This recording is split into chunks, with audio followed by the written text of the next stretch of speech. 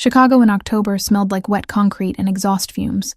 I pushed through the revolving door of the Wexler building, tugging my jacket tighter against the cold drizzle that had started an hour ago. The meeting had gone well. Better than expected, actually.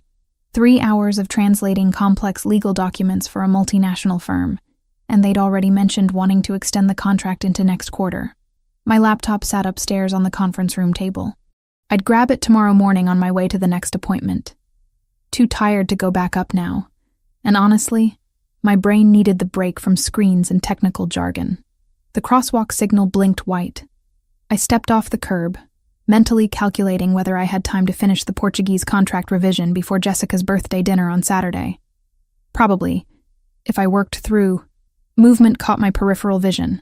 A man in an expensive charcoal suit stepped directly into the intersection from the opposite corner, phone pressed to his ear, head tilted in concentration. Completely unaware, the truck appeared from nowhere.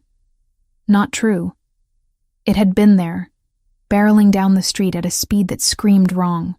The traffic light glowed red.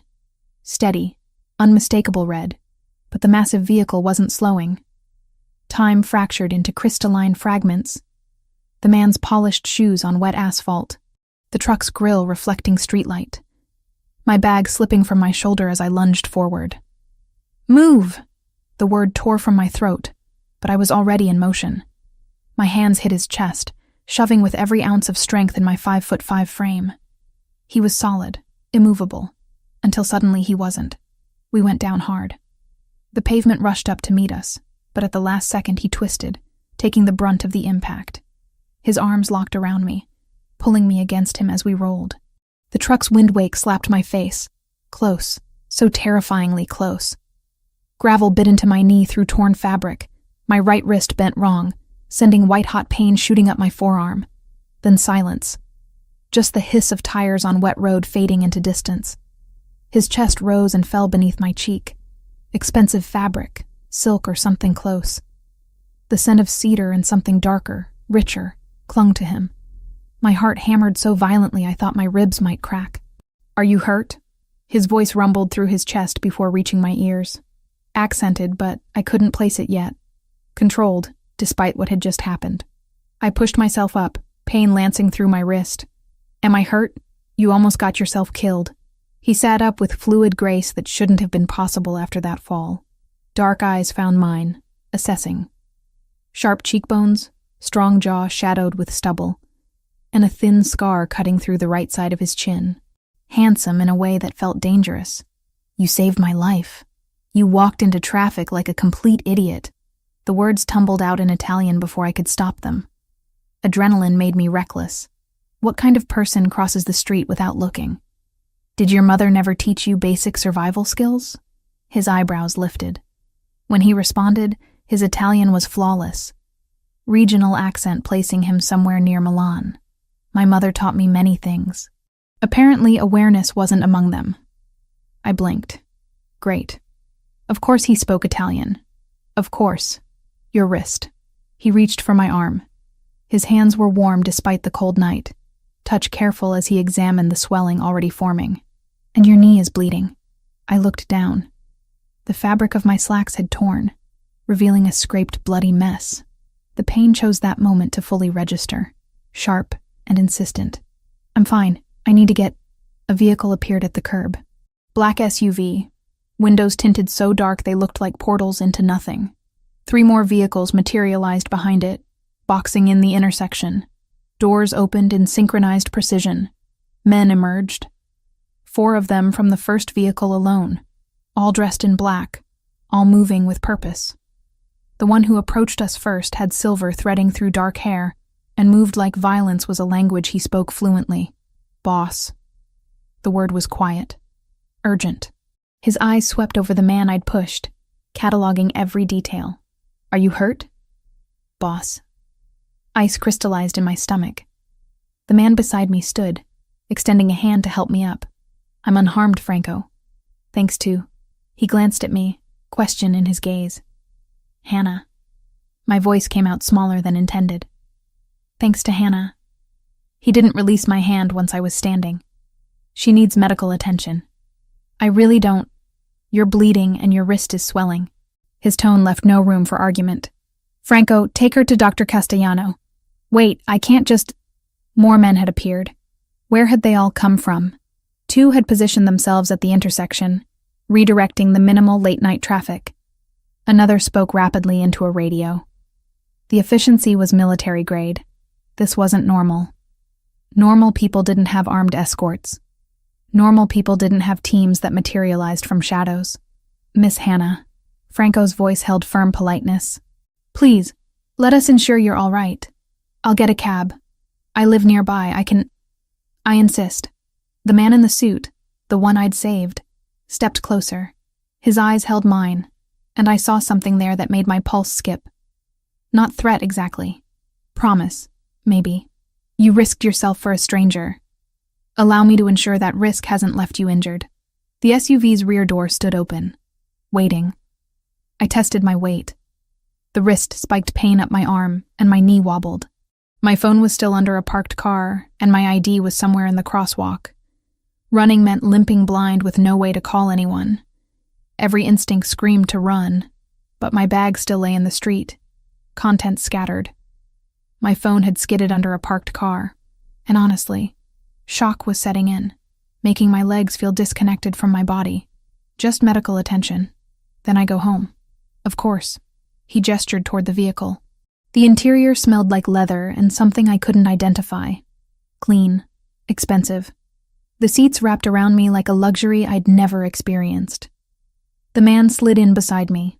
Franco took the front passenger seat. The driver never turned around. We pulled into traffic smoothly. Through the partition, I heard Franco speaking in rapid Italian. The words filtered through my translator's brain automatically. "Too close. Someone will answer for this." "Police are already at the scene," the driver responded. "Standard procedure, traffic accident, brake failure. Make sure that's exactly what they believe." Franco's voice dropped lower. "And find out who owned that truck. I want names by morning." My hands started shaking. I pressed them against my thighs, trying to hide it. The man beside me noticed anyway. He said nothing, but I felt his attention shift, felt the weight of his gaze. "Where are we going?" I managed. "Somewhere safe," he answered. "Somewhere we can ensure you're truly all right." "I don't even know your name." He was silent for a long moment. Then, "Matteo. Just a name." But the way Franco's shoulders tensed at the sound of it told me everything I needed to know. I'd saved someone important, someone powerful, someone dangerous, and now I was in a car with armed men, driving into a Chicago night that suddenly felt full of shadows I'd never noticed before. Consciousness returned in fragments, silk sheets against my skin, the distant hum of machinery, a smell I couldn't place, antiseptic mixed with something floral. My eyes opened to unfamiliar darkness. Not my apartment. Definitely not my apartment. The ceiling soared too high, painted in soft gray that caught light from somewhere I couldn't see. My right wrist throbbed with dull insistence, wrapped in pristine white bandaging that extended halfway to my elbow. Panic flickered. I sat up too fast, and the room tilted. "Easy." A man's voice, calm and professional. He materialized from a chair I hadn't noticed, older, maybe 60, with wire-rimmed glasses and salt and pepper hair. "You're safe, Miss Reed. I'm Dr. Castellano. Where am I?" My throat felt raw. "A secure location." He approached, checking my pupils with a penlight that made me wince. "You fainted approximately 3 hours ago." Adrenaline crash combined with shock. Perfectly normal physiological response to near-death experience. 3 hours. I glanced at my bare wrist, then spotted a clock on the nightstand. 3:17 a.m. My phone. I need my phone. My friend Jessica. She was expecting me to. Already handled. Franco appeared in the doorway like he'd been summoned. In the better lighting, I could see him more clearly. Sharp suit, sharper eyes, a man who missed nothing. "Your belongings are here. We'll return everything momentarily." Dr. Castellano finished his examination, checking my bandaged wrist with gentle fingers. "Mild sprain, no fracture. Keep it elevated and iced for the next 48 hours. Your knee has been cleaned and dressed. The scrapes are superficial, should heal within a week." Right. The knee. I looked down at the bandage visible beneath the hem of borrowed sweatpants that definitely weren't mine. Who changed my clothes? Female staff member, the doctor assured me. Your garments were torn and bloodied. These are temporary until you can retrieve your own. He left with a nod, and Franco entered carrying my bag. My phone sat on top, screen dark. Jessica? I asked, reaching for it. Waiting for your call. We haven't contacted anyone on your behalf. I unlocked the phone. 17 missed calls. 12 from Jessica. 5 from unknown numbers. My stomach knotted as I dialed. She answered before the first ring finished. Hannah? Oh my God, where are you? I've been calling for hours. I almost called the police. I'm okay. I'm so sorry, Jess. Something happened, an accident. I'm fine, but I can't really explain right now. What kind of accident? Are you hurt? Do you need me to come get you? I glanced at Franco, who watched without expression. No, I'm safe. I need to handle some things. I'll explain later, I promise. I'm sorry I scared you. The lie tasted bitter. But what was I supposed to say? That I'd saved a man who turned out to be some kind of crime boss and was now in his, what? Safe house? Compound. Jessica's concern bled through the phone. You're sure you're okay? I'm sure. I'll call you tomorrow. Or later today, technically. We said goodbye, but I could hear the doubt in her voice. She knew me too well. I also need to get my laptop, I told Franco, setting the phone down. Left it at the Wexler building, 15th floor conference room. I need it for work. We'll arrange retrieval in the morning. Mr. Grimaldiro would like to speak with you now. Of course he would. I stood, testing my weight on my injured knee. Tender but manageable. Let me guess. Not really optional. Franco's expression might have been amusement. Hard to tell. He's been concerned about your well-being. The suite opened into a hallway that belonged in an architectural magazine. Polished hardwood. Artwork that looked original. Lighting designed to showcase rather than illuminate. Franco led me through a series of turns that I tried to memorize and failed. We stopped at double doors. He knocked once, then pushed them open. The office beyond was masculine and precise. Floor-to-ceiling windows overlooked Chicago's skyline, still glittering despite the hour. Matteo stood silhouetted against them, phone to his ear, speaking rapid Italian that my exhausted brain automatically translated. I don't care what it takes. Find out who owned that vehicle before sunrise. He turned as we entered, ending the call without preamble. In better light, I could see him properly. Tall, easily over 6 feet. The expensive suit from earlier had been replaced by dark slacks and a white shirt with rolled sleeves. The casualness somehow made him more intimidating, not less. Hannah? He gestured to a leather chair facing his desk. How are you feeling? Like I got hit by a truck. Metaphorically speaking. I sat because my knee was complaining. Can I leave now? Direct. I appreciate that. He moved to his desk but didn't sit. Unfortunately, the situation is more complicated than a simple accident. Franco produced a tablet, tapping the screen before handing it to me. Security footage played in grainy black and white. The intersection. The truck approaching. Me shoving Matteo. The vehicle swerving, actually swerving toward us at the last second. Watch the driver, Matteo said quietly. I rewound, focusing. The driver's face was visible for maybe 2 seconds. Young, maybe 30. Eyes locked on Matteo with unmistakable intent. No panic. No attempt to brake. Just acceleration. That's not an accident, Matteo finished. No. Someone attempted to kill me tonight. And you, Hannah Reed, age 27, freelance translator specializing in contract analysis and legal documentation, living at 1847 West Addison, currently between major clients, but with 3 active projects, happened to be in the wrong place at the wrong time. Ice crystallized in my veins. You investigated me. I protect my interests. You saved my life. That makes you relevant to those interests. You mean I'm a witness? The words came out flat. The police are already at the scene. Franco spoke from his position by the door. They'll conclude mechanical failure. Brake line malfunction. The truck's registration traces to a shell corporation that will lead nowhere. But someone wanted Mr. Grimaldiro dead, and that someone might have noticed you. I looked between them. Might have? Matteo finally sat, leaning back with a control that suggested he never moved without purpose. Multiple security cameras captured the incident. Some are public.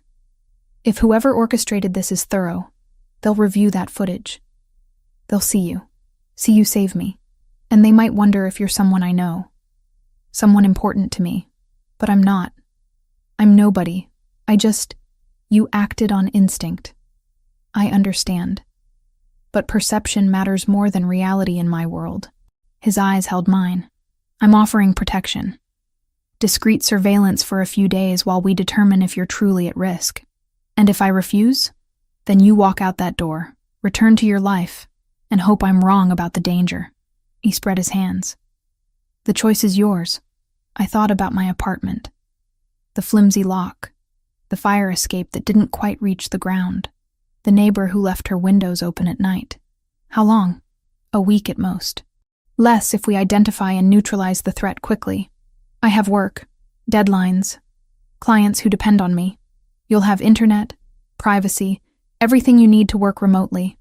Consider it a temporary security measure. Every instinct screamed to run. But Franco's words echoed in my head. Someone wanted Matteo dead. Someone organized enough to acquire a truck, find his location, execute an attack in downtown Chicago. Someone who might come looking for witnesses. Okay, I heard myself say. But I need my laptop and clothes, and you're going to explain exactly what kind of protection we're talking about. Fair terms. Matteo nodded to Franco. Take her home. Let her gather what she needs. 2 men minimum for escort. The drive back to my apartment happened in tense silence. I sat in the back of yet another black SUV, watching familiar streets pass in pre-dawn darkness. Franco had handed me my bag, my phone. Everything intact except my sense of security. My building looked shabbier than usual in the harsh glow of streetlights. Franco and another man, younger, broader, accompanied me up the stairs. They waited outside while I packed a quick bag. Laptop, charger, clothes for a week, toiletries. Jessica's framed photo from my nightstand. The normalcy of the items felt absurd. I powered up my laptop long enough to email my client from the Wexler contract, apologizing for the delay and attaching the completed translation. Then I sent quick messages to my other active clients, explaining a family emergency required me to work remotely for several days. Not a lie, exactly. My family of 1 was having an emergency. Franco was on his phone when I emerged. He ended the call as I locked my door. Everything you need? For now. The young man took my bag without asking. They flanked me down the stairs, and I realized this was it. This was what protection looked like. Constant surveillance. Loss of privacy. All because I'd reacted without thinking. The SUV waited at the curb, engine running. As we pulled away, I spotted another vehicle across the street. Sedan, dark color, 2 occupants. When we turned the corner, it followed. Is that ours? Franco confirmed. You're covered from multiple angles. I leaned back, closing my eyes. Somewhere in this city, someone had tried to commit murder. And somehow, impossibly, I'd stopped them. Now I was tangled in whatever web Matteo Grimaldiro had woven, protected by men with guns and secrets. My phone buzzed. Jessica again. I'd deal with her tomorrow. Or today. Whatever this nightmare qualified as. Back at the compound, the same suite waited.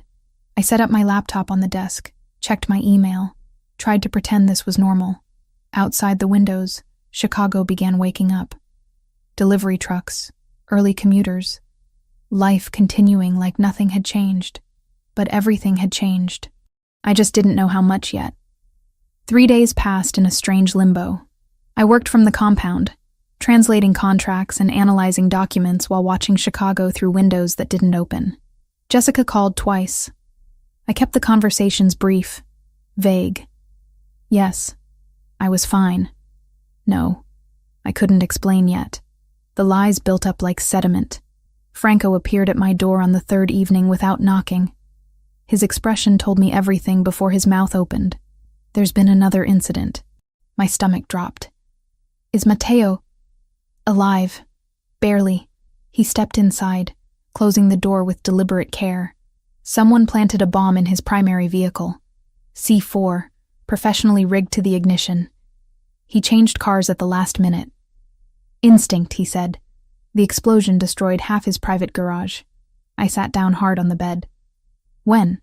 2 hours ago. The property is isolated, 40 miles outside the city. Our team contained it before emergency services arrived. Official report will list it as a gas leak. Franco pulled out his phone, swiping through images. But this wasn't external, Hannah. Whoever did this knew which car he'd be using, knew the exact timing of his departure. That information doesn't leave our inner circle. The photos showed twisted metal, blackened concrete, destruction that should have killed someone. Would have killed someone if luck hadn't intervened. Internal, I said quietly. You think it's someone inside his organization? I know it is. He pulled up a different set of images. And we have another problem. You. The first photo showed me leaving a coffee shop 2 blocks from my apartment. The second caught me at a crosswalk, phone to my ear. The third was taken from a vehicle, capturing me through my own living room window as I worked at my desk. These aren't yours, I said. My voice sounded distant. No. We noticed them yesterday, picked up the surveillance this morning. Different vehicles, different operators, professional tale. Whoever wants Matteo dead knows you saved him, and they're tracking your movements. Cold spread through my chest. They think I'm important to him, or they're considering using you as leverage. Either way, you're exposed. This apartment isn't defensible. You need to move to the estate tonight. I can't just disappear. I have clients expecting deliveries, deadlines. Which matter more than staying alive? The bluntness hit like a slap. I looked at the photos again, at myself captured without knowledge or consent, at the proof that strangers had been following me, watching me, waiting for an opportunity. My friend Jessica, she'll panic if I vanish. So tell her what you can without compromising security. Franco's tone softened slightly. We're not asking you to disappear forever, just until we identify and neutralize the threat. And how long will that take? As long as necessary. I wanted to argue, to insist this wasn't my problem, that I'd just been in the wrong place at the wrong time. But the photos spoke louder than my protests. Someone dangerous knew my face, my address, my routine. I need to pack properly this time. And I'm emailing my clients tonight, telling them I'll be working remotely for the next 2 weeks minimum. Franco nodded. 30 minutes. Pack for extended stay. We leave before dark. He stationed himself outside while I moved through my apartment in controlled chaos. Laptop, chargers, enough clothes for 2 weeks, my translation references, toiletries. I drafted quick emails to my 3 active clients. Explaining a family emergency required me to relocate temporarily, but I'd remain fully available electronically. Professional, apologetic, vague. Then I texted Jessica. Need to leave town for work security issue. Can't explain over text. I'm safe. Will call when I can. Please don't worry. Love you. Her response came immediately. What? Call me now. My phone rang. I let it go to voicemail. Coward's choice, but I couldn't lie to her voice to voice. Not again. The estate waited beyond Chicago's edge, accessed through gates that whispered open at our approach. I'd barely noticed the property in darkness 3 nights ago. Now, in fading daylight, I saw it properly. Stone walls, manicured grounds, security cameras angled to cover every approach. Not a home. A fortress disguised as one. The suite they gave me made my entire apartment look like a closet. King bed with linens that probably cost more than my monthly rent. Sitting area with leather furniture. Bathroom with a tub big enough to swim in. And most importantly, a desk positioned by windows overlooking gardens lit by strategic floodlights. Internet password is on the desk, Franco said from the doorway. Kitchen is fully stocked if you need anything. Matteo would like you to join him for dinner at 8 if you're comfortable. Do I have a choice? Always. But I think you'll want to hear what he has to say. He left me alone with my bags and a view of grounds patrolled by men who moved like shadows. I unpacked methodically, establishing routine as an anchor. Laptop set up, charger plugged in, files organized. My phone showed 6 missed calls from Jessica, and a voicemail I wasn't ready to hear. Work first. Panic later. At 7:45, I showered and changed into clean jeans and a rust-colored sweater.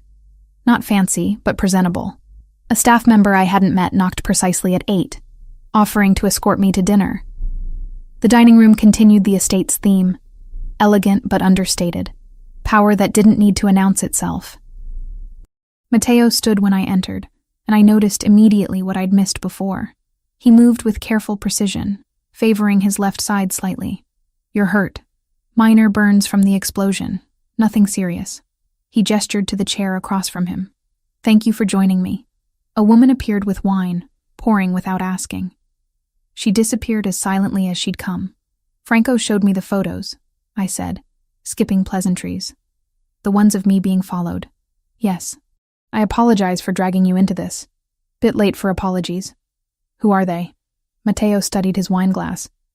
"That's what I'm trying to determine. The bomb was sophisticated, military-grade explosive, professional installation, someone with resources and access to my schedule. Internal betrayal. So it appears." He looked up, meeting my eyes. "Which is why I need you here. Safe. Until I identify who's trying to kill me. And then what happens to me? Then you return to your life. With compensation for the disruption and assurance that you're no longer a target." I laughed, harsh and short. "You really think it's that simple? That I can just go back to translating contracts like none of this happened?" "No. I think you're intelligent enough to understand necessity." His voice stayed level. "You saved my life. I'm returning the favor by ensuring yours isn't forfeit because of it." The wine tasted expensive, complex. I took another sip, buying time to organize my thoughts.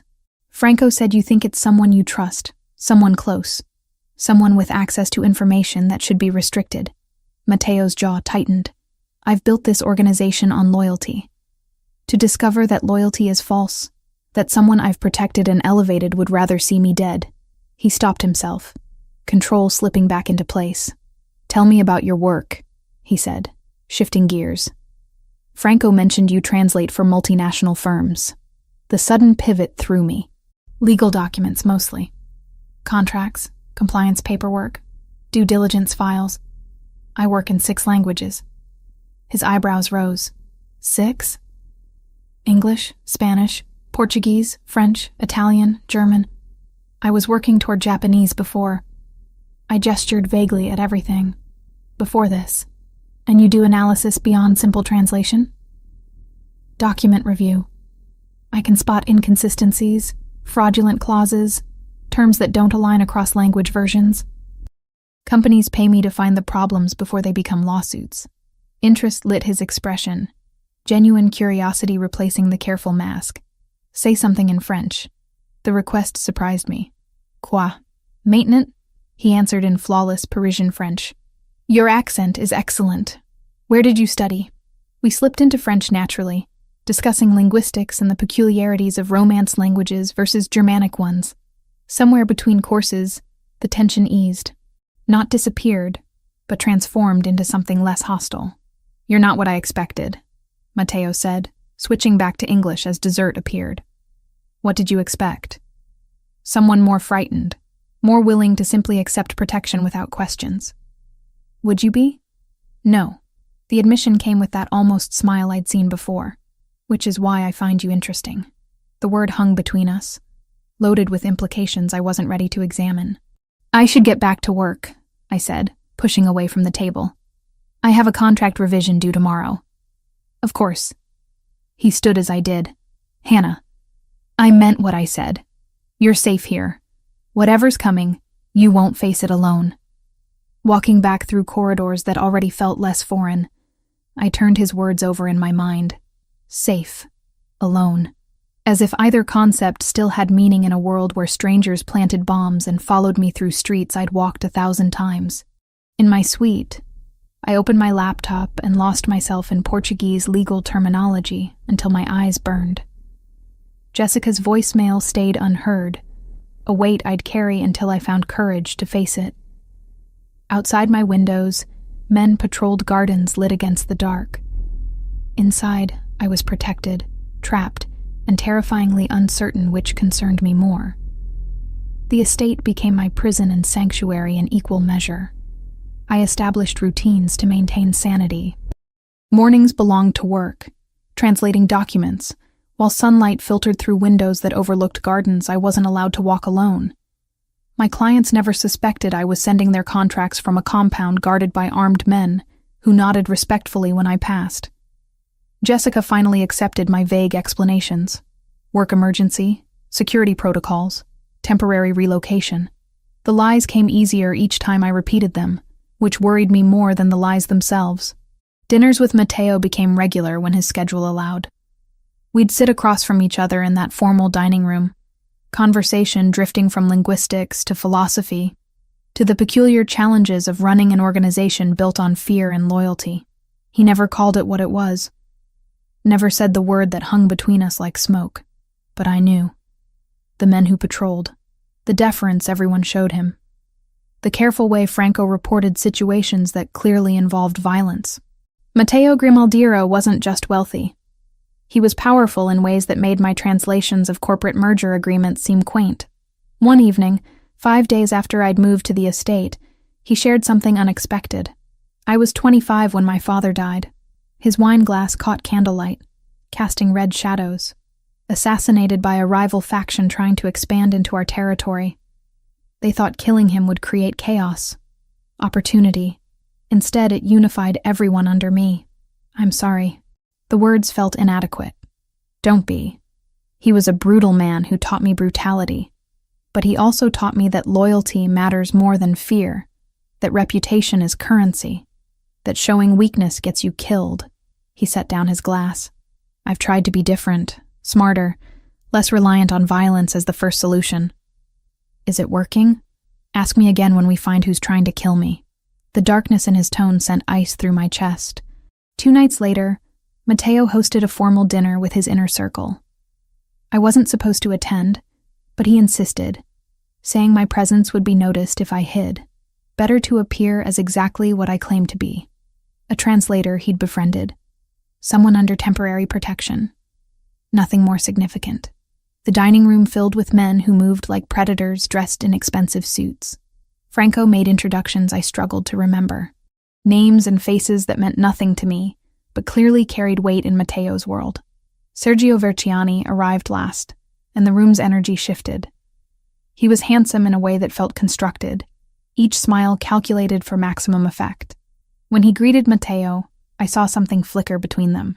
History, complication, family resemblance around the eyes. "Cousin," Sergio said, embracing Matteo with what looked like genuine warmth. "You didn't mention we'd have such lovely company tonight." His attention turned to me, appraising and dismissive simultaneously. I'd been evaluated and categorized in seconds. "Hannah is my guest," Matteo said simply. "She's staying here while we resolve some security concerns." "Of course." Sergio's smile widened. Any friend of the family is protected by the family. The way he said it made protection sound like a threat. Anthony Ricchetti sat across from me, older, perhaps 50, with nervous energy that manifested in constant small movements. He adjusted his glasses twice in the first 5 minutes. When Sergio spoke, Anthony's jaw tightened almost imperceptibly. When their eyes met, Anthony looked away first, always.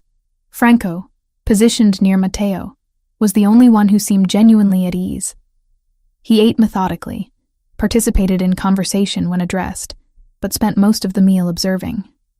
Like me, he was cataloging everyone's behavior. The conversation flowed around topics I half understood. Territory disputes, revenue streams from legitimate businesses, carefully coded references to operations I suspected weren't legal. Through it all, Sergio held court, charming and charismatic, while Anthony grew progressively more uncomfortable, his forehead developing a slight sheen of sweat, despite the room's controlled temperature. I excused myself early, claiming fatigue. Matteo walked me to the door, a courtesy that felt both protective and possessive. "What did you think?" he asked quietly. "Your cousin doesn't like me. My cousin doesn't like anyone who has my attention." His hand brushed my lower back. Brief contact that sent warmth spreading through me. "Sleep well, Hannah." 3 nights later, everything shifted. I was reviewing a contract when I heard voices raised in the hallway. not quite shouting, but close. Then Mateo's door slammed with enough force to rattle my windows. I shouldn't have gone to check. Should have stayed in my suite, maintained boundaries. Instead, I found myself in the corridor, following the sound of movement to his study. The door stood ajar. Through the gap, I saw him at the window, shoulders rigid, one hand pressed against the glass. Blood dripped from his other hand onto the pristine floor. "Mateo?" He turned. A cut sliced across his left cheekbone, maybe 2 inches long, bleeding freely. His shirt collar was torn, knuckles on his right hand split and raw. "Leave." The word came out flat, emotionless. "You're hurt." I said leave. Instead, I pushed into the room, closing the door behind me. "Where's your first aid kit?" "Hannah, bathroom. I'll find it myself." His bathroom was marble and chrome, impersonal, except for the medical supplies in the cabinet that suggested violence was routine. I grabbed what I needed and returned to find him still standing at the window, jaw clenched. "Sit down." "I don't need—" "Sit. Down." Something in my tone made him obey. He sank into the leather chair, tilting his face up as I approached with antiseptic and gauze. This close, I could see the anger burning behind his controlled expression. Could smell copper, and his cologne mixing into something intoxicating and dangerous. I cleaned the cut carefully, conscious of every breath, every tiny flinch he suppressed. His eyes never left my face. "What happened?" I asked, applying butterfly strips to hold the edges together. A captain questioned my judgment, publicly, in front of men who need to believe I'm infallible. His voice was quiet, deadly. I reminded him why questioning me is unwise. "With your fists, with my authority." The fists were just emphasis. My hands trembled slightly as I finished bandaging. We were too close. I could feel heat radiating from him, see his pulse jumping in his throat. When I reached to clean his split knuckles, his free hand caught my wrist. Hannah. Just my name, but loaded with everything we'd been carefully not acknowledging. The tension that built every time we shared a meal. The way his eyes followed me when I moved through rooms. The dangerous pull I felt toward a man I should fear. "This is a bad idea," I whispered. "Terrible idea," he agreed. Neither of us moved away. His thumb traced circles on my inner wrist, finding my racing pulse. My breath caught. Time stretched, fragile and electric. The door opened without warning. Franco's voice cut through the moment like a blade. "We have a problem." Mateo released me, composure snapping back into place. "What kind of problem?" "The financial audit. You need to see this now." I stepped back, putting professional distance between us. My pulse still hammered, skin still tingling where he'd touched me. Franco produced a tablet, pulling up spreadsheets and transaction records. The preliminary audit found unauthorized transfers, millions being moved through accounts that shouldn't exist. Someone with high-level system access has been diverting funds for at least 6 months. Mateo's expression went cold. "How much?" 8 million so far. Possibly more we haven't found yet. Who has that level of access? Administration only. You, me, Anthony, Sergio. Franco's jaw tightened. And the transfers are structured to look legitimate. Someone who knows our systems intimately.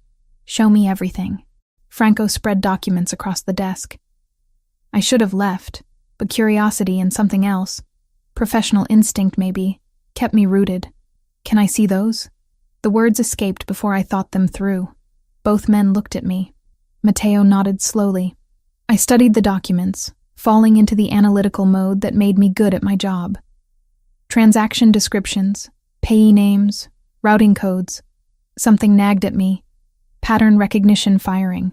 These supplier names. I pointed to a series of payments. The formatting is inconsistent. Look, this one uses LLC, but this one uses LLC with periods. And the grammar in these descriptions, it's technically correct, but the word choice is off. See how this one says, "for provision of services rendered," but this one says, "for rendering of provided services"? Native English speakers wouldn't structure it that way. Mateo leaned closer, studying what I'd indicated. Meaning? Meaning these aren't real companies. Someone created shell corporations and tried to make them look legitimate. but they didn't maintain consistency. These are fraudulent, money laundering through fake vendors. Silence stretched. Then Matteo looked at Franco. Pull every transaction to these companies. I want names, dates, who authorized each payment, and find out who created these vendor accounts in our system. Franco nodded, already moving. The door closed behind him, leaving us alone again. Matteo turned to me. Something new in his expression. Respect, maybe. Or recognition. You saw in 5 minutes what our accountants missed for months. It's what I do. Finding inconsistencies in documents. It's more than that. He stood, closing the distance between us again. You're more than that. This time when he touched me, cupping my face with careful fingers, I didn't pull away. When his mouth found mine, I kissed him back. All the accumulated tension of the past days igniting. His hands tangled in my hair. Mine clutched his shoulders. And for those suspended moments, nothing existed except heat and need, and the dangerous thrill of choosing something I knew would change everything. When we finally broke apart, both breathing hard, reality crashed back. I should go, I managed. You should, but his arms didn't release me. Matteo, I know. He pressed his forehead to mine. This complicates everything. Everything was already complicated. A laugh escaped him, rough and genuine. Fair point. I forced myself to step back, to create space before I lost the ability to think clearly. Find whoever's stealing from you. Figure out who's trying to kill you. Then we can discuss what this is. And if I said I already know what this is, then you're dangerously optimistic for a man in your position. I left before he could respond, before I could change my mind. But his taste lingered on my lips, and I knew, with certainty that terrified me, that I'd already crossed a line I couldn't uncross. The kiss changed everything, and nothing. We didn't speak about it, didn't acknowledge what had shifted between us. But the air felt different when we occupied the same room, charged with possibilities neither of us dared name. I threw myself into work, accepting every project my clients offered. Deadlines became armor against thinking too hard about what I was doing, who I was becoming. My inbox filled with translations, contract reviews, documents requiring the kind of meticulous attention that left no room for existential questions. But the nights told a different story. Sleep became elusive, fractured. Every sound jolted me awake. Footsteps in hallways, wind against windows, the distant slam of a door. My hands developed a tremor I couldn't control, fingers shaking when I reached for coffee or typed passwords. Stress accumulated like sediment, weighing down everything. Jessica's messages grew more insistent. 3 texts today alone. Are you okay? When can we talk? I'm worried about you. Each one was a reminder of the life I'd abandoned, the normalcy slipping further from reach with every day I stayed in this gilded fortress. I tried calling her once. Got as far as hearing her voice say hello before panic closed my throat and I hung up. What could I possibly say that wouldn't be a lie? The investigation into the fake vendors I'd identified moved faster than expected. Franco appeared at my door 4 days after that kiss, tablet in hand, expression grimmer than usual. We traced the companies. All of them lead back to a network of shell corporations registered in Delaware and the Caymans. He showed me layers of ownership structures, each more convoluted than the last. But we found the connection. They're controlled through intermediaries by someone inside the organization. Who? Sergio. The name dropped like a stone. Matteo's cousin. His underboss. Someone he's known since childhood. My stomach twisted. I'd seen them together. Seen what looked like genuine affection. Family. There's more. Franco pulled up bank records. The money diverted through these fake companies? We tracked where it went. Payment to a trucking company that provided the vehicle used in the assassination attempt. Payment to the driver's offshore account. Payment to the bomb manufacturer. Sergio has been funding his own coup using Matteo's money. Does Matteo know? He's convening an emergency council meeting tonight. You should stay in your suite. I should have listened. Should have stayed hidden behind locked doors while they handled business I didn't understand. Instead, I found myself drawn to the corridor outside the main conference room an hour later, pulse hammering as voices rose beyond the heavy doors. You're accusing me? Sergio's voice carried fury and wounded pride. I've bled for this family, given everything while you sit in your mansion playing philosopher king. The evidence is irrefutable. Matteo's tone stayed controlled, deadly calm. The accounts trace directly to companies you established. Through Anthony, he handles all our finances, controls every system. If money is missing, look to the man who moves it, not the one who...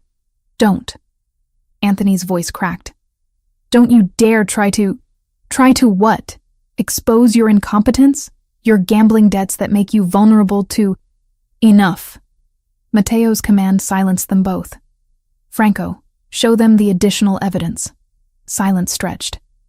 Then Anthony spoke, voice hollow. He has documents. From years ago. Small amounts I took to cover debts. He's been blackmailing me for months, forcing me to facilitate the transfers, threatening my family if I refused. You're pathetic. Sergio's contempt dripped venom. Blaming me for your weakness. I'm telling the truth. The truth is that Matteo has become compromised, emotional, bringing an outsider into our home, giving her access to sensitive information, risking everything we've built for. Careful. Matteo's voice dropped to something dangerous. Very careful how you finish that sentence. She's a liability. Everyone sees it. You're distracted, making decisions based on sentiment rather than strategy. The organization deserves better than a leader who... The crack of a fist meeting a table silenced whatever came next. You will not speak of her again. Each word was steel. You will not think of her, look at her, or acknowledge her existence.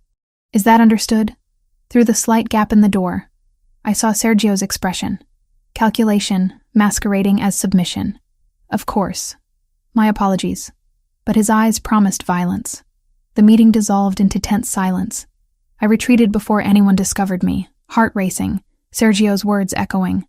Liability, weakness, distraction. He wasn't wrong. My presence had complicated everything, made Matteo vulnerable in ways he couldn't afford. I was pacing my suite when Matteo appeared without knocking, tension radiating from every line of his body. The cut on his cheek from days ago had nearly healed, just a thin pink line bisecting his face. You heard. Not a question. Some of it. Hannah, he's right. I wrapped my arms around myself. I'm making you vulnerable. Your own cousin thinks you're compromised because of me. My cousin is trying to kill me and steal my organization. His opinion is worthless, but his reasoning isn't wrong. I shouldn't be here. I'm not part of your world. I don't understand the rules. And my presence is giving your enemies ammunition. He crossed the room in 3 strides, hands framing my face with startling gentleness. Stop. Matteo, do you know what I saw the night you saved me? His thumb traced my cheekbone. Someone who acted without hesitation, who saw danger and ran toward it instead of away, who asked questions and demanded answers and refused to be intimidated by men with guns. You fascinate me, challenge me, make me remember why I wanted something better than the empire my father built. That's not enough reason to risk everything. It's the only reason that matters. His forehead pressed to mine. I've spent 15 years building power through fear and control. You walked into my life and showed me something I'd forgotten existed. Genuine courage, integrity. Someone who sees me as human rather than a weapon. This is insane. Completely. His mouth found mine. Urgent and desperate. But I'm choosing it anyway. Choosing you. The kiss deepened, swallowing my protests. His hands tangled in my hair. Mine clutched his shoulders, and reason dissolved into pure sensation. We stumbled toward the bed, shedding inhibitions and clothing in equal measure, mapping skin with hungry fingers and desperate mouths. Afterward, tangled in sheets with his heartbeat steady beneath my ear, reality crept back. What happens now? I whispered. We find proof that links Sergio directly to the attacks. Then I remove him from power. And if you can't? His arms tightened around me. Then I do it anyway. Sleep finally came, deep and dreamless, until the explosion shattered the night. The blast threw me from the bed. Glass rained inward as windows imploded. Matteo had me pressed against the floor before my ears stopped ringing, his body shielding mine as gunfire erupted somewhere below. Stay down. He was already moving, grabbing weapons from places I hadn't known existed. A gun from the nightstand. A knife from beneath the mattress. He was dressed in seconds, lethal grace replacing the lover who'd held me. What's happening? They're inside. The door burst open. Franco appeared, blood streaming from a cut above his eye. Southeast breach. 6 hostiles. Maybe more. Security system was disabled from inside. Sergio? Already evacuated. Convenient timing. Mateo's jaw clenched. Get Hannah to the safe room. Use the service corridors. I'm not leaving you. You don't have a choice. He caught my face, kissed me hard and fast. Franco will keep you safe. Stay alive. That's an order. Then he was gone, disappearing into chaos with a control that terrified me more than the attack itself. Franco pressed a gun into my hands. Do you know how to use this? No. Point and shoot if anyone gets past me. Come on. We ran through hallways I'd never seen. Servants' passages designed for invisibility. Behind us, gunfire echoed. Shouts. The controlled violence of men trained to kill. The safe room was steel and concrete, hidden behind a false wall in the wine cellar. Franco sealed us inside, activating systems that bathed everything in emergency lighting. He'll be fine, Franco said, reading my expression. Mateo has survived worse. Has he survived betrayal from family? Franco's silence was answer enough. We waited in that underground tomb while war raged above, and I prayed to gods I didn't believe in that Mateo would walk through that door again. Because somewhere between saving his life and surrendering to this impossible attraction, I'd done something catastrophically stupid. I'd fallen for a man whose world ran on violence and blood, and now I might lose him to it. The gunfire stopped after what felt like hours, but was probably minutes. Silence descended, broken only by distant voices and the ringing in my ears. Franco remained positioned at the door, weapon ready, every muscle coiled. His radio crackled. All clear. Hostiles neutralized. Boss is requesting Hannah. My legs nearly gave out with relief. The estate looked like a war zone. Broken glass crunched under my feet as Franco led me through corridors marked by bullet holes and bloodstains. Men moved efficiently, already cleaning, already erasing evidence. Bodies were being removed through service exits. This wasn't the first time they'd handled aftermath. Mateo stood in his study, conferring with 3 men I recognized from the dinner. Blood streaked his shirt, but he moved without hesitation. When he saw me, something cracked in his controlled expression. You're unhurt? Franco kept me safe. I crossed to him, hands trembling now that adrenaline was fading. What happened? 6 men breached the southeast perimeter using codes that disabled our security system. His jaw tightened. Internal codes. Someone let them in. Franco approached, tablet in hand. I pulled the system logs. The override came from Anthony's credentials. Time stamped 2 hours before the attack. Anthony. The nervous man who'd sweated through dinner, who'd avoided looking at Sergio. Where is he? Mateo's voice dropped to something lethal. We found him in his quarters. He's cooperative. The interrogation room was underground, windowless, designed for purposes I tried not to imagine. Anthony sat at a metal table, wrists zip-tied, face pale and slick with perspiration. When we entered, he flinched violently. I didn't know, he said immediately. I swear to God, I didn't know they'd attack tonight. He said it was just precautionary access, in case... Who? Mateo remained standing, looming. Who gave you the order? Anthony's eyes darted between us. When they landed on me, something crumbled. She shouldn't be here. This isn't... Answer the question. Sergio. The name broke on a sob. Sergio has been blackmailing me for months. Years ago, I took money. Small amounts to cover gambling debts. I documented everything intending to pay it back, but he found the records. Said he'd expose me, that my family would pay if I didn't cooperate. Franco set the tablet on the table, pulling up financial records. These transfers. The fake vendors Hannah identified. You facilitated them. He forced me. Every month new instructions. Move money here, create accounts there, disable the security feature. I kept thinking if I just did what he asked, He'd let me go. Anthony's voice cracked. But it kept escalating. The bomb. The truck. Tonight. I'm an accountant, not a killer. I didn't sign up for murder. But you participated. Mateo's words were ice. How many people died because you were too weak to stand up to him? I'm sorry. God, I'm so sorry. What's his endgame? Anthony wiped his face with bound hands. Complete takeover. He's been building support for months, promising captains more territory, more revenue if they back him. Says you've gone soft, that you're compromised by... His eyes flicked to me again.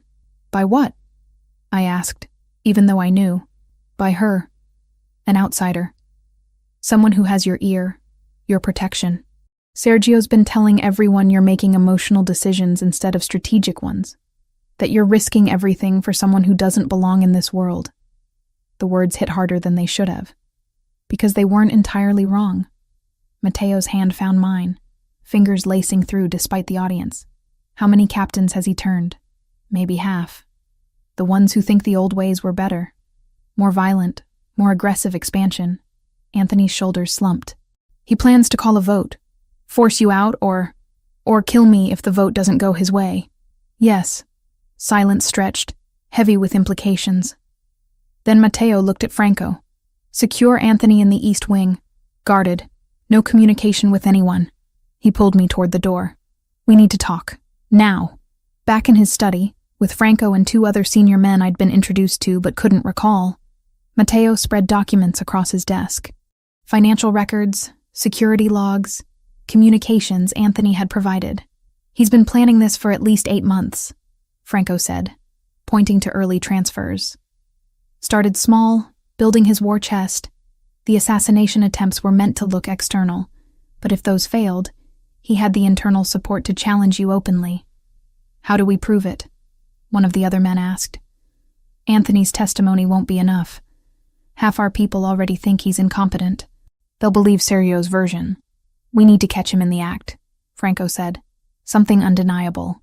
I'd been studying the timeline, the pattern of escalation. He's going to move soon. Maybe days. The attack tonight failed. Anthony's been discovered. He knows his window is closing. All eyes turned to me. She's right, Mateo said. Sergio will accelerate. He has to, before we can consolidate against him. So we give him an opportunity. The words came out before I'd fully thought them through. Make him think he has an opening. Catch him when he acts. That's incredibly risky, Franco said. But I could see him calculating. Less risky than civil war. I pointed to the list of captains Sergio had allegedly turned. If we just accuse him without proof, you split the organization down the middle.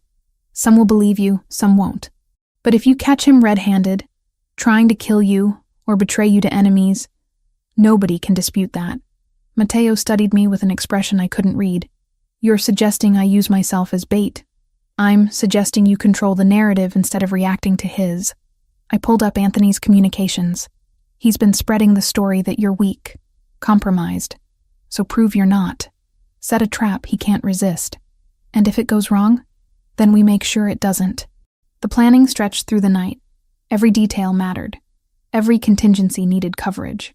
Franco argued for keeping me out of it entirely, but Mateo overruled him.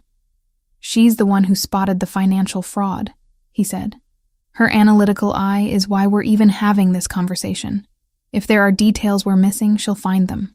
So I stayed, contributing where I could, learning more about the organization's structure than I'd ever wanted to know. Captains, territories, revenue streams both legitimate and criminal. The web was vast, complex, and Sergio had been methodically poisoning it from within. We need to call a full council meeting, one of the senior men suggested. Force everything into the open. No, I interjected. That gives Sergio time to prepare, to spin the story. You need him off balance, caught in a moment where his instincts override his planning. What do you suggest? An idea was forming, risky but potentially perfect. Anthony said Sergio told the captains Mateo is compromised because of me. So use that. Make it look like I'm the weak point he can exploit. Mateo's expression darkened immediately. Absolutely not. Listen, you announce you're moving me to a secondary location for my safety. Somewhere outside the estate, less protected. Sergio won't be able to resist. He'll see it as the perfect opportunity to prove you're weak, that prioritizing me over security is a fatal flaw. You're describing yourself as bait. I'm describing strategy. You control the location, the security, everything. But to Sergio, it looks like you're making an emotional mistake. The kind of mistake that justifies his coup. Franco rubbed his jaw, clearly torn. It could work. If we pick the location carefully, wire it properly for surveillance, position our people strategically. No. Mateo's voice was steel. I'm not putting Hannah in danger to catch him. I'm already in danger. The words burst out sharper than intended. I've been in danger since the moment I pushed you out of the way of that truck. At least this way, we're controlling it. She has a point, Franco said quietly. Don't. Mateo turned on him. Don't tell me she has a point. You need irrefutable proof, I pressed. Something nobody can deny or rationalize. Sergio attacking me, coming after your supposed weakness personally, that's the kind of arrogance that will turn even his supporters against him. The argument continued for another hour. But eventually, reluctantly, Mateo agreed. Not because he wanted to, but because the logic was inescapable. We needed Sergio to act, and I was the perfect trigger. The plan took shape over 3 days. A secondary property would be announced, a supposed safe house outside the city. I'd be moved there publicly, with minimal security to make it look like an easy target. In reality, the location would be fortified and monitored, with Mateo's best people positioned to respond instantly. 48 hours maximum, Mateo said, the night before we'd execute the plan. We were alone in his study, exhaustion etched into every line of his face. If nothing happens by then, we extract you and try something else. It'll happen sooner. I'd been studying Sergio's pattern of behavior, the way he moved. He's impulsive when he thinks he has an advantage. He'll jump at this. Mateo pulled me close, forehead resting against mine. If anything goes wrong, it won't. Hannah, we've planned for everything. Franco's people are the best. You'll be close enough to respond in seconds. I cupped his face, feeling the stubble rough against my palms. This ends tomorrow, one way or another. This ends. I'm terrified of losing you. Then make sure you don't. We spent that night wrapped around each other, memorizing touch and taste like it might be the last time. When dawn came, we didn't speak about what could go wrong. Only what had to go right. The trap was set. Now we just had to wait for Sergio to walk into it. The safe house was a lie wrapped in truth. An actual property Mateo owned, but fortified beyond anything visible from outside. Cameras in every corner, armed men positioned in adjacent buildings, Franco coordinating from a command center 2 blocks away. I was the rabbit in the trap. And somewhere out there, the wolf was circling. I'd been moved publicly, driven through Chicago in a convoy small enough to look vulnerable. 2 SUVs instead of 5, guards who appeared competent but not overwhelming. The message was clear. Mateo had prioritized discretion over security, emotion over strategy. Exactly what Sergio needed to believe. The house itself was modern, glass and steel overlooking the river. Beautiful and exposed. I'd been instructed to stay visible, to move past windows, to look like someone trying to pretend normalcy while fear ate at her edges. Not hard to fake. The fear was real, even if the vulnerability wasn't. Mateo wanted to be here, argued for hours that he should be in the house with me. That splitting up was too risky, but Franco convinced him otherwise. Sergio needed to see weakness, and Mateo's absence sold that better than anything. So I waited. Laptop open, pretending to work while my pulse hammered. The earpiece Franco had given me stayed silent, but I knew they were watching, knew every angle was covered. The attack came at dusk. Not subtle, not careful. 6 men approached from different vectors, moving with military precision that suggested training and funding. Sergio wasn't sending amateurs. Contact. Franco's voice crackled in my ear. Stay exactly where you are. Do not move from that room. I'd been positioned in a second-floor study, deliberately visible through windows, but with reinforced walls and a panic room behind a bookshelf. The perfect bait that could be extracted instantly. Glass shattered downstairs. Footsteps pounded through the entry. Professional clearing patterns, weapons drawn. They moved fast, efficient. "Hannah Reed," a voice called from below, accented and cold. "We know you're here. Mr. Versiani would like to speak with you." I didn't answer. Franco had been explicit. Silence until they were fully committed. The men spread through the house. I heard them clearing rooms, communicating in terse phrases, getting closer. Then Matteo's voice in my ear, tight with controlled fury. "We have Sergio. Intercepted his vehicle 3 blocks from your location. Franco, initiate extraction." Everything happened simultaneously. The men reached my floor just as Franco's team breached from multiple entry points. Flashbangs, shouted commands. The professional soldiers Sergio had sent found themselves outmatched and surrounded. I was pulled into the panic room by 2 of Matteo's guards, the reinforced door sealing with a hydraulic hiss. Through the small monitor inside, I watched Franco's team systematically neutralize every hostile. No deaths, I noted. Matteo wanted them alive, able to testify. 20 minutes later, Franco himself opened the panic room. "Clear. Matteo wants you at the compound. Now." The drive back felt surreal. Chicago passed in streaks of light, my hands still trembling with residual adrenaline. Matteo had called a full council meeting, Franco explained. Every captain, every senior member of the organization. They were convening as we spoke. "Sergio?" I asked. "In custody, secured. He's been demanding to speak with Matteo since we took him." The compound blazed with lights when we arrived. The main conference room had been converted into something between a courtroom and a war room.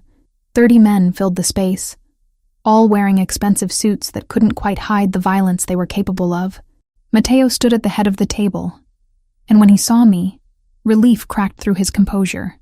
But he didn't cross to me, didn't break the formality of what was happening. This was business, and business demanded precision. "Hannah, wait in the observation room with the technical team," he said. "Franco will coordinate." The observation room shared a wall with the conference room, separated only by one-way glass and sophisticated audio equipment. I could see everything, hear everything. Matteo had positioned me as witness, not participant. Sergio was brought in under guard. His suit was rumpled, lip split from when they'd taken him, but he moved with arrogance intact. When he saw the assembled captains, something flickered in his expression. Not fear. Calculation. "Cousin," he addressed Matteo with familiar contempt. "Quite the production. Are we really doing this? Sit down." Matteo's voice carried absolute authority. The presentation began methodically. Franco displayed financial records on screens around the room, the fake vendors, the diverted millions, the paper trail that led directly to Sergio's network of shell companies. Anthony was brought in, giving testimony that confirmed every detail. I watched the captains' faces. Some showed shock.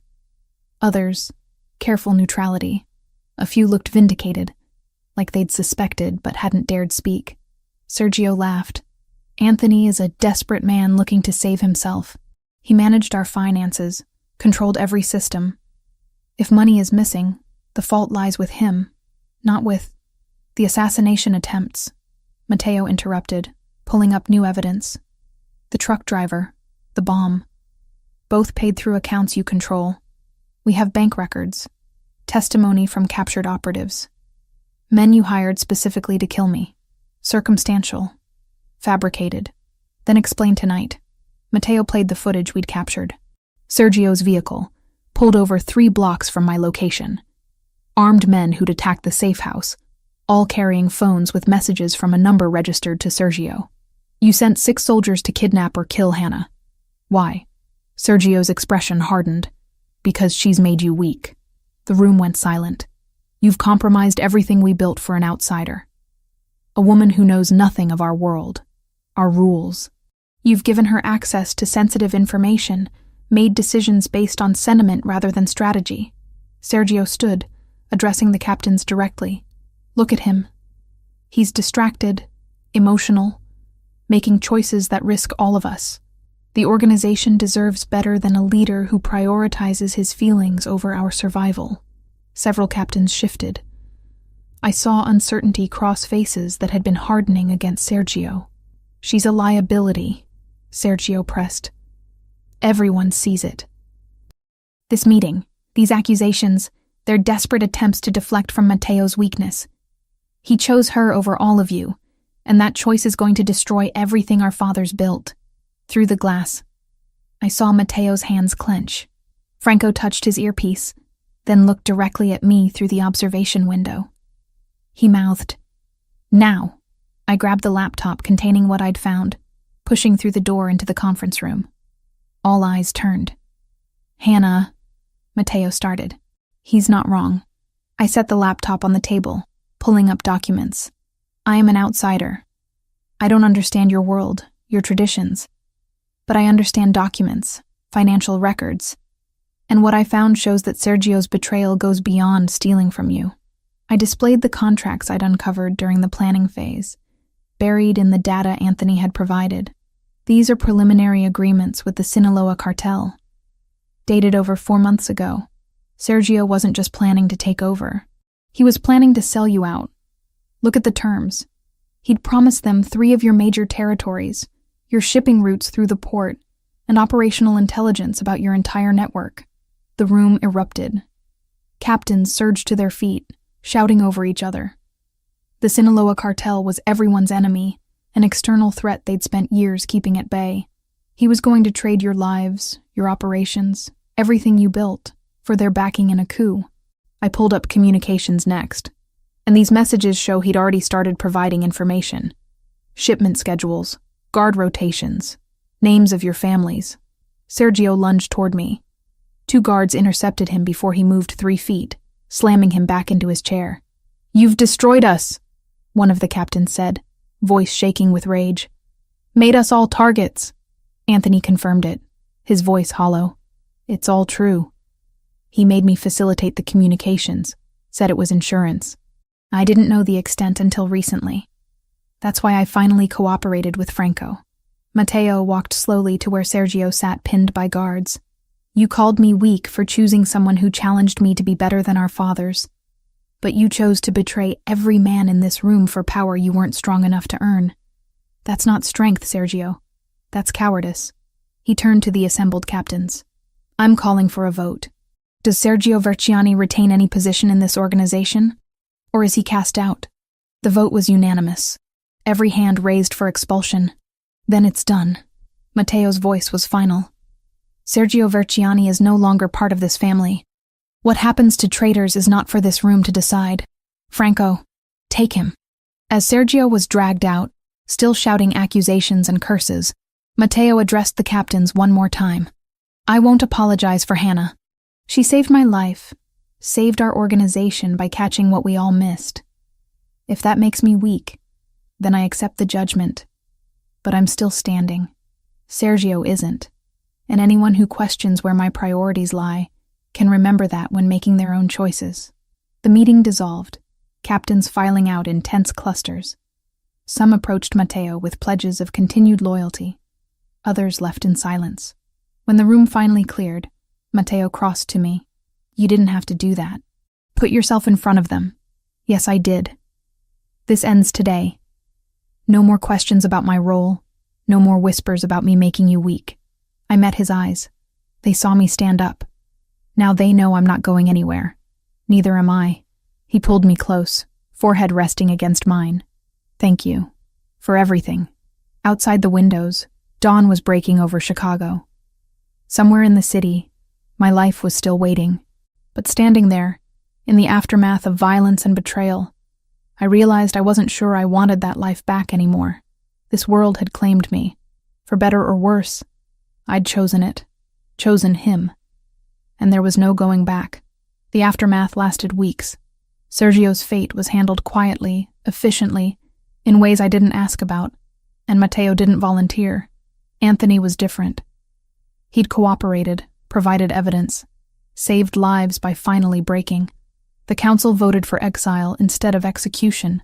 Permanent, monitored, stripped of everything he'd built. I watched him leave the compound under armed escort, looking decades older than when I'd first met him. Franco's promotion to underboss happened with formal ceremony. Matteo presented him before the entire organization, publicly declaring trust and gratitude. Watching Franco accept, seeing the respect in every captain's eyes, I understood how carefully Matteo was rebuilding. Every gesture mattered. Every word carried weight. The estate transformed into command central. Meetings stretched through nights.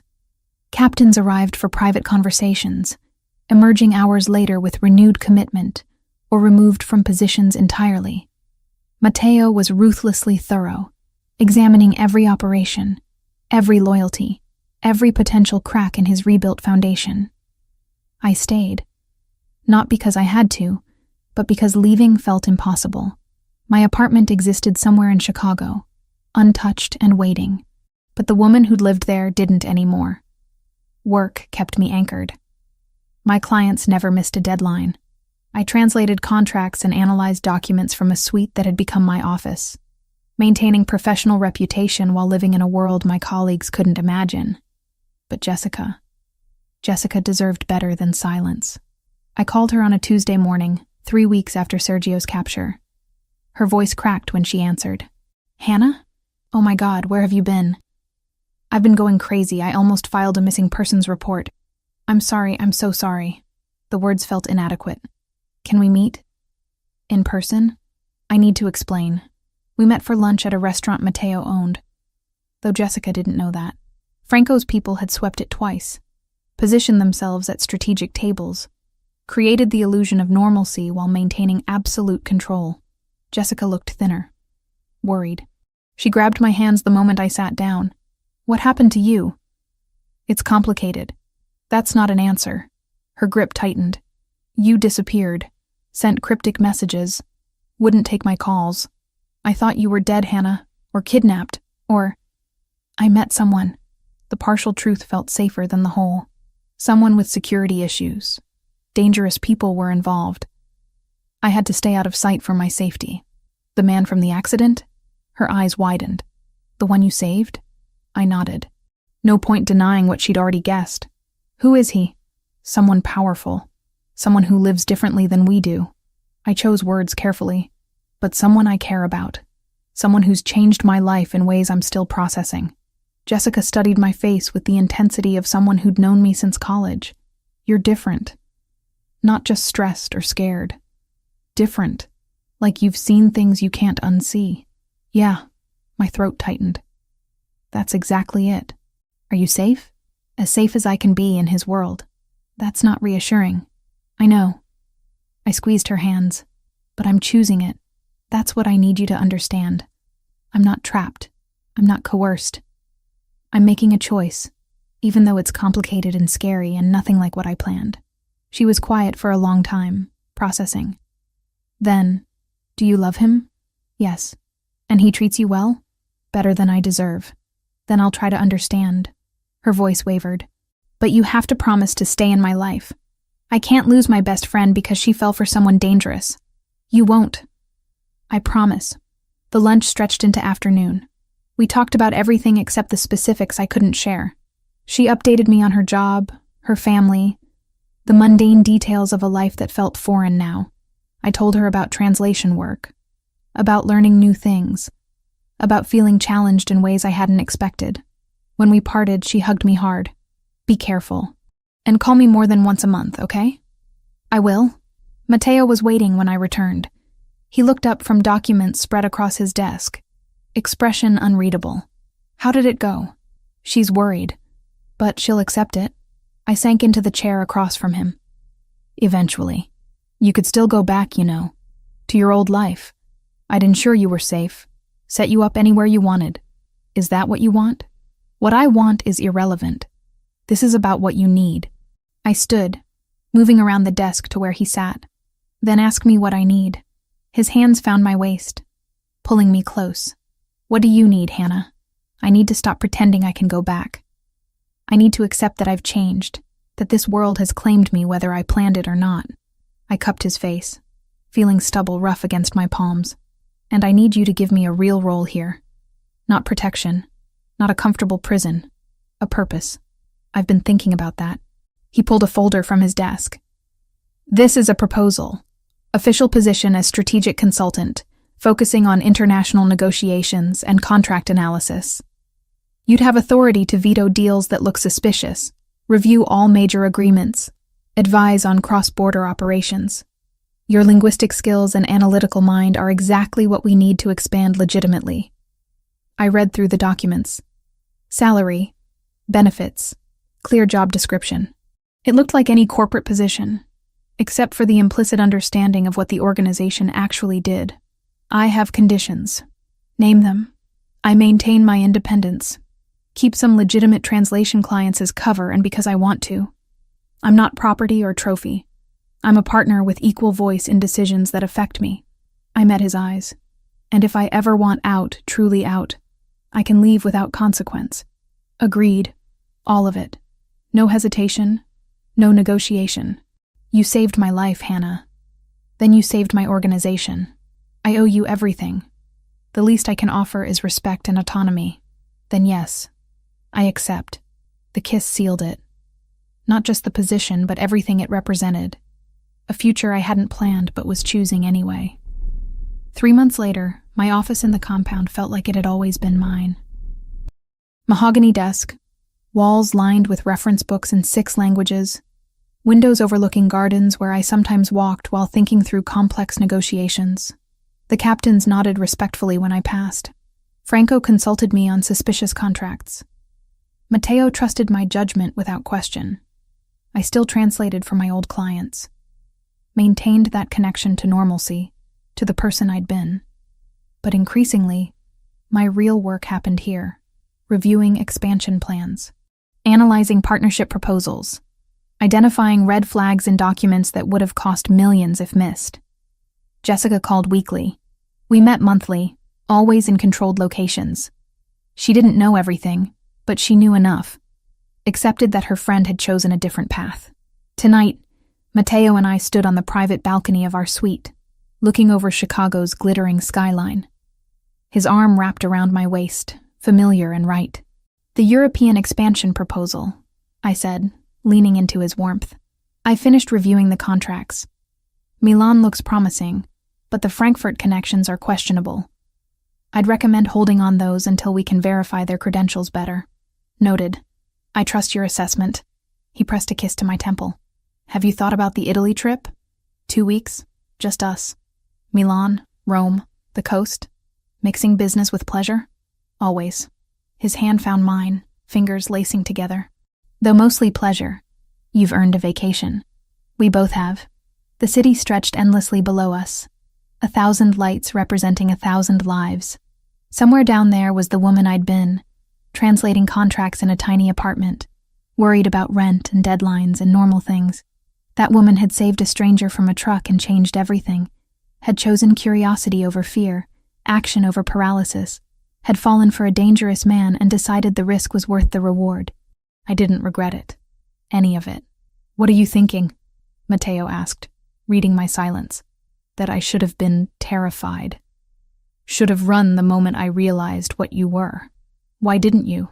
Because terror and fascination feel remarkably similar. And because you saw me, really saw me, in ways no one else ever had. I turned in his arms, meeting his eyes. I chose this. Chose you. Chose a life that's complicated and dangerous. And nothing like what I planned. And I'd choose it again. Good. His mouth found mine. Familiar and electric. Because I'm not letting you go. Possessive. Completely. We stood there as night deepened. 2 people who'd found each other through chaos and decided to build something from it.